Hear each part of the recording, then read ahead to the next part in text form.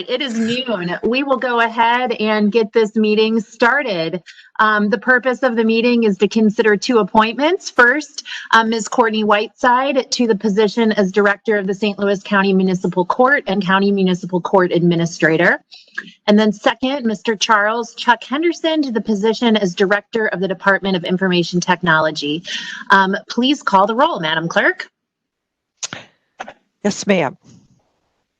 Councilmember Clancy. Here. Councilmember Gray. Present. Councilmember Days. Councilmember Dunaway. Present. Councilmember Fitch. Here. Councilmember Tracus. Present. Councilmember Harder. Present. Madam Chair, you have a quorum. Thank you. The committee takes official notice of and admits into evidence all St. Louis County ordinances and resolutions. So today we will be hearing from Ms. Whiteside and Mr. Henderson.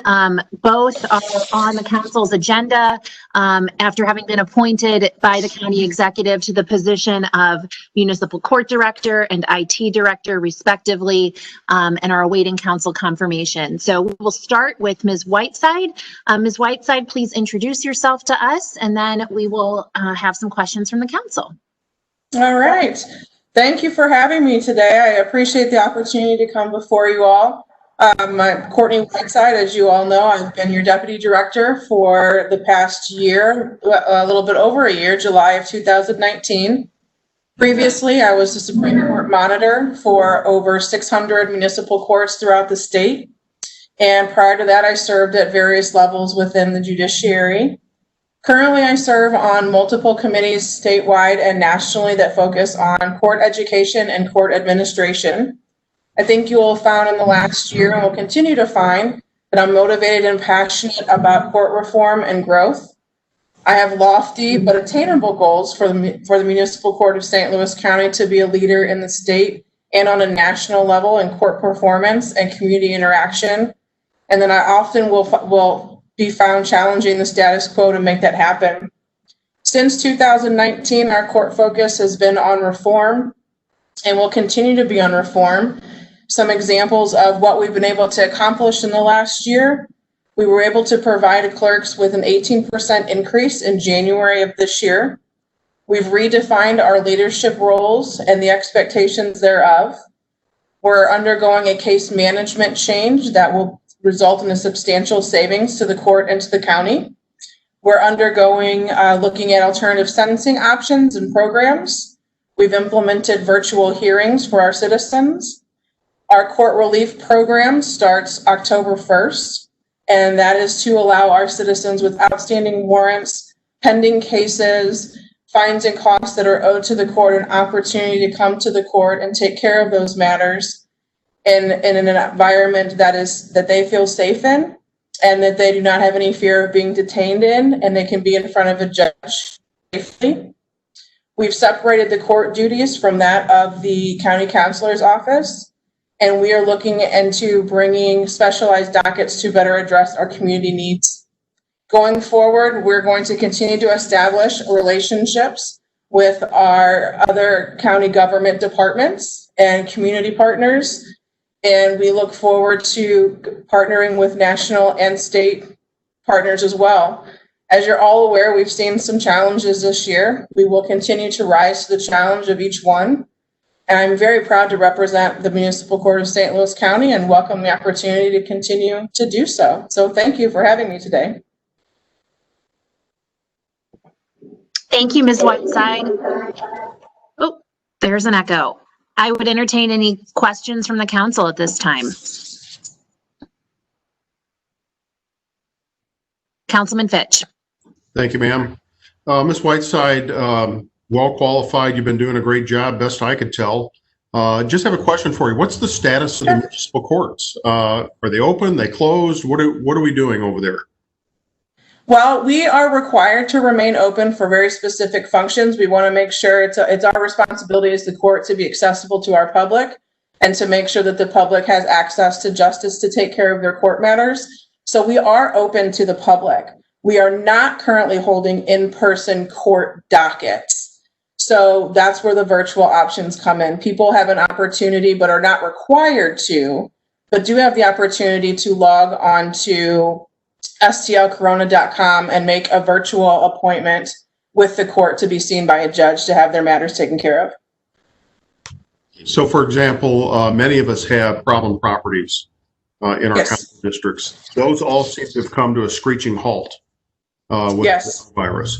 So if I heard you right, if a defendant that owns one of these problem properties doesn't want to appear virtually, they could just keep dragging this on. Is that accurate? Unfortunately, that is accurate. At this time, we cannot force someone to forego their in-person appearance.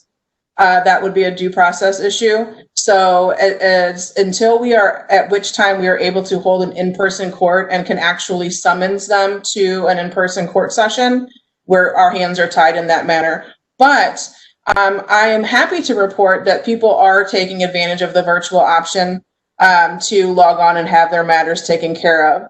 We do need to get in contact with our inspectors and see if they're changing how they're doing business to see if we can move forward on that. But they certainly are allowed to, defendants are certainly allowed to make the appointment.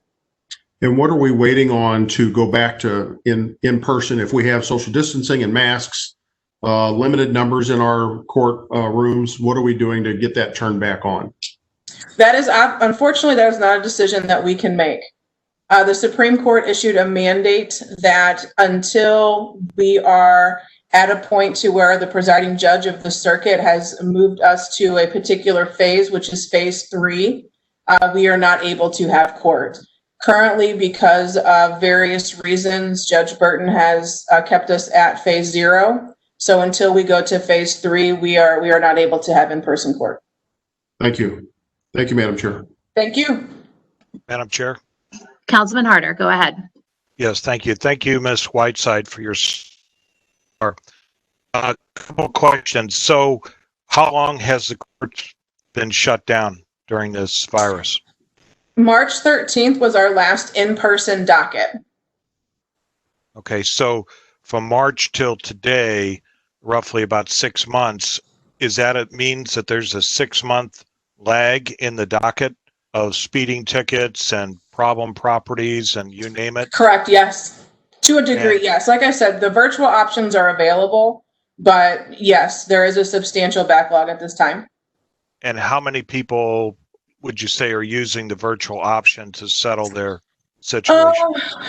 I would say at this point, comparative to the number of cases that we have, quite frankly, it's not many, but it is growing in popularity as people find that it's relatively easy to use. We do offer 2 options as far as the virtual hearing is concerned. They can do it from their home on their personal device, or if they don't have that technology available to them, they can come to the central office in Clayton and have a virtual hearing from the clerk's window. But quite frankly, there's a ton of cases that have fallen under COVID, and that's part of the court relief program that starts on October 1st. So if tomorrow we could turn on the courts, how long do you think it would take to get through that docket plus the new docket going forward? We've been monitoring that this whole time and moving cases and sending out notices to the defendants to let them know what's going on and what options are available to them. To put a specific timeline on it, I would say it would take us, we're talking about a fair number of cases. I would say over 15,000 at this point. So it would take us probably, I would say 4 months or so to get through everything plus the new cases. So new cases plus, so it's probably going to take at least 6 months to a year to get through, to get back to where you were in February. Potentially, but we have some contingency plans in place to add additional dockets to make up for that. I've been working with our judges as far as their availability is concerned, and we do have a plan in place. So at which time when we are allowed to hold in-person court sessions again, we can immediately move to an implementation process instead of having to create the plan and then move forward. We can go ahead and move right away. And finally, is there any incentives for anybody to settle the internet or whatever going forward? Or is it to their benefit to drag this on for another year or whatever without paying their fines or going before a judge or anything like that? I think it's just a matter of the person. I mean, there's no incentive. I mean, we don't want anything or anything of that nature. But the majority of people want their stuff taken care of. But if there are people out there that choose to postpone taking care of their legal financial obligations or taking care of their case, then yes, they are definitely benefiting from the situation right now. Okay, thank you. Thank you. Any further questions from Ms. Whiteside? I am hearing I have a none. question. Oh, go ahead, Councilman Gray. So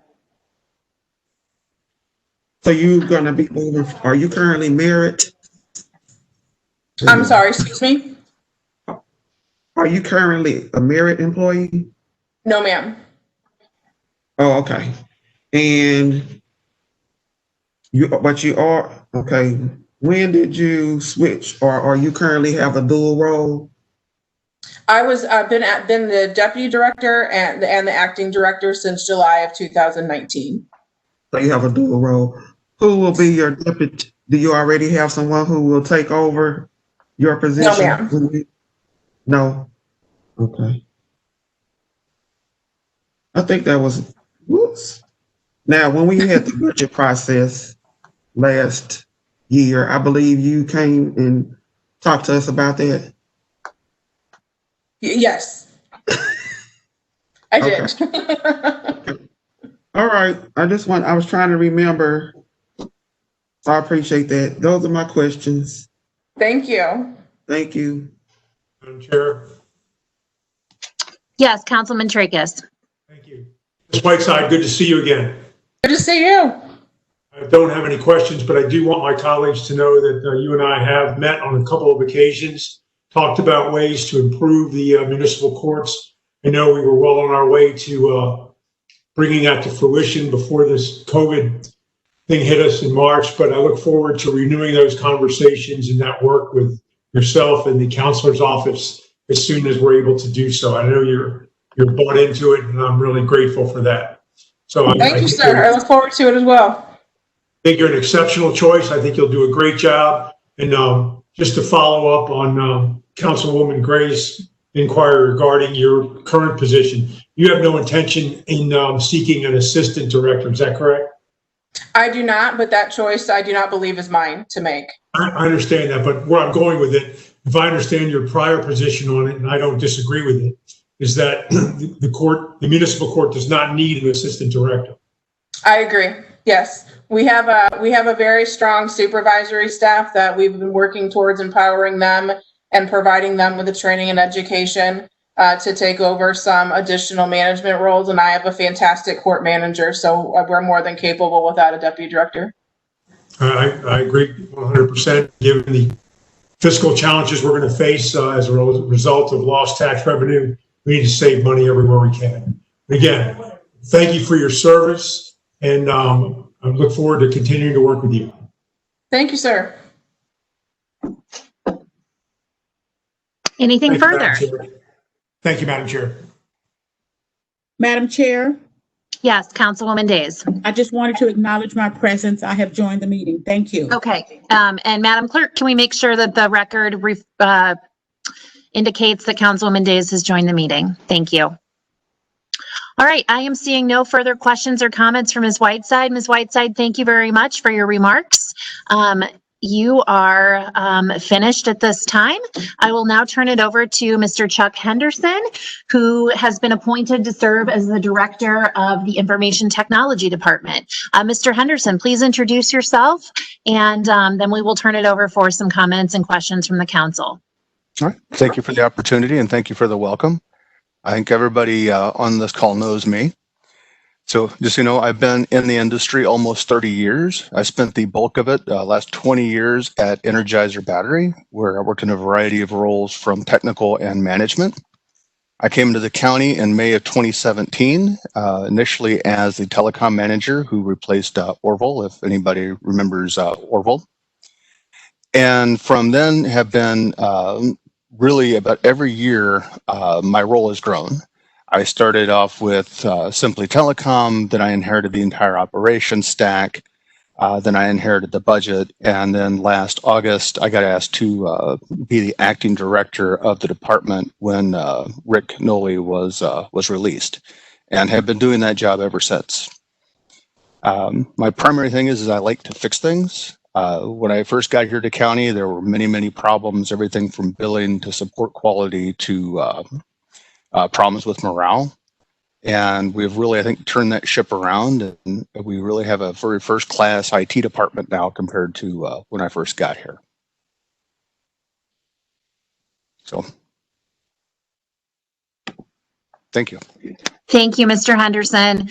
I will ask the council if they have any questions or comments for you. I also want to note that we do have a section on our agenda and on our notice for the option to go into closed session, because I do understand that there were some council members that wanted the opportunity to ask about some website concerns that have arisen over the past 2 weeks, and we've been advised by our council that that is closed session material. So if you have any questions or comments about that issue specifically, please hold those for closed session.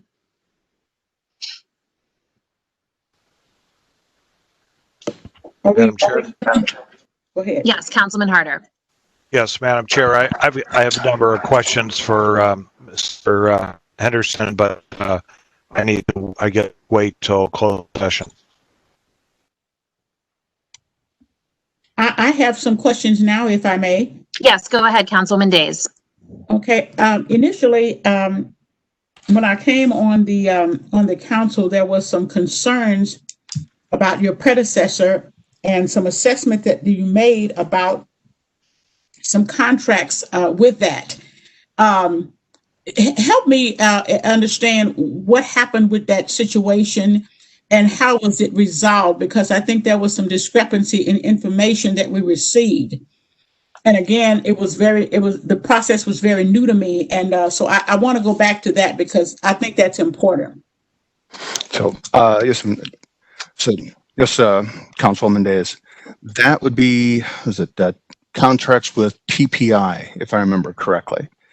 The TPI was the firm that was originally contracted to develop our 311, which is the gateway311.com, and also the permit portal platform. And at the basically we spent and I don't have the numbers in front of me, but it was about $500,000 or so on those two websites. And when I took over the reins of this department, I ended our relationship with TPI because we were spending way too much money. There was still like another, depending on who you asked, $800,000 to $1.2 million left to spend in order to achieve what Rick had wanted to achieve. So I ended our relationship with TPI because they were not acquired through a bidding process. They were acquired through a GSA Schedule 70 contract, which is not the proper way to have done things. The work that was executed did not actually meet the original SOWs. And so it just all around was a very bad relationship for county and was not one I was interested in pursuing. And there really wasn't a fix for it. As far as we can tell, nothing illegal or anything like that happened. So I thought the best thing for the county was to end that relationship and change directions on those, with all of that. So do we now have a 311 in place? Do we have anything from that in place and it was with another vendor? No, we actually wrote it ourselves. We have a 311 platform now on the new .gov. We released the old 311 platform when we launched the .gov platform on the 1st of September. Okay. And so that contract was null and void. I guess, did we have to pay any kind of a penalty? Because, no. I'm sorry? No, ma'am. Okay. No, we didn't have. All right, so and right now, I'm assuming from the chairwoman's position, we are not at liberty to ask you questions about some of the recent events that have happened with our system. Is that correct? That's correct, because there may be some protected material that comes up that we cannot have out in an open session. Thank you very much. Thank you, Madam Chair. Thank you, Councilwoman Days. Anything further for Mr. Henderson? All right, I would entertain, oh wait, I'm sorry, before we go into closed session, this is the public comment portion. Were there any comments submitted, Madam Clerk? No, there were no public comments, Madam Chair. Now Lisa's. Did you hear that? Now I was on mute. Yes, thank you. There are no public comments. At this time, I would entertain a motion to go into closed session pursuant to 610.021 subsection 21 of the revised statutes of Missouri and section 114.020.1 subsection 19 St. Louis County revised ordinances. So moved. Second. Roll call, please. Councilmember Clancy.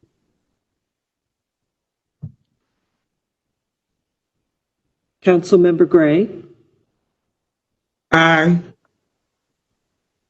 Councilmember Days. Aye. Councilmember Dunaway. Aye. Councilmember Fitch. Aye. Councilmember Tracus. Aye. Councilmember Harder. Aye. Madam Chair, on the motion to go into closed session, there are 7 ayes. Motion carries. We will enter closed session. I see 5 council members, so you do have a quorum. Okay. Would anyone like to make a recommendation or a motion for adjournment? I'll make a motion to recommend the appointments, both of them. A second.